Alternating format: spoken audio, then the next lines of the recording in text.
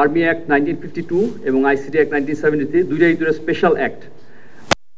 সেদিন আমাদের এজি বাহাদুর যেভাবে বলেছিলেন যে এই দুটো স্পেশাল অ্যাক্টকে আমরা কখনো সম্মুখে দাঁড় করাবো না। আইসিটি অ্যাক্টের অধীনেই বর্তমানে মামলাটি পরিচালিত হচ্ছে।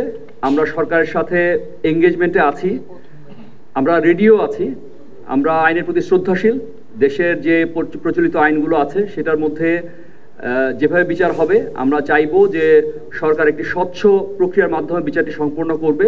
আমরা দুইটা অ্যাক্টকে সামনাসামনি দাঁড় করাবো না। সরকার যেটাকে ভালো মনে করে সেভাবেই যেন এটা এগিয়ে যায়, সেভাবেই আমরা এগিয়ে যাচ্ছি। আমরা প্রস্তুত আছি। যদি এটা আর্মি অ্যাক্টের অধীনে বিচার করতে বলে তাহলে আমরা করতে পারবো, সেভাবে আমরা প্রস্তুতি নিচ্ছি। Third amendment to the rule ICT act 1970 যে থার্ড অ্যামেন্ডমেন্ট 6 অক্টোবর যেটা প্রকাশিত হয়েছিল সেটার কথা বলছেন।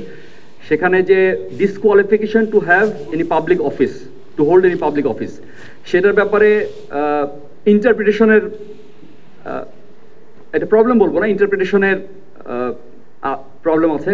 সেটা হচ্ছে যে এটাকে বিভিন্নভাবে ইন্টারপ্রেট করা যেতে পারে। সেটার ব্যাপারে সরকারের সাথে আমাদের এঙ্গেজমেন্ট জারি আছে। আমরা এটার ব্যাপারে একটা ক্লিয়ার নির্দেশনার অপেক্ষায় আছি। আমরা চাইবো যে এই ব্যাপারটা আরও পরিষ্কার হবে। যদি এটাকে ডিসকোয়ালিফিকেশন বলতে টার্মিনেশন বোঝায় তাহলে সেটা কিভাবে টার্মিনেশন হবে সেটাও ওখানে পরিষ্কার করে বলা নাই। পাবলিক অফিস, সেনা অফিসারদের ক্ষেত্রে পাবলিক অফিস হোল্ড করছে, এটা কি নিশ্চিতভাবে বলা যাবে কিনা সেটার ব্যাপারে ক্ল্যারিফিকেশনের সুযোগও রয়েছে। তো এটার ব্যাপারে আমরা এঙ্গেজমেন্ট জারি আছে। আমরা আশা করব যে একটা সুষ্ঠু সমাধানের পথে আমরা এগোতে পারবো এবং একটা ভালো রেজাল্ট আমরা পাবো ইনশাআল্লাহ।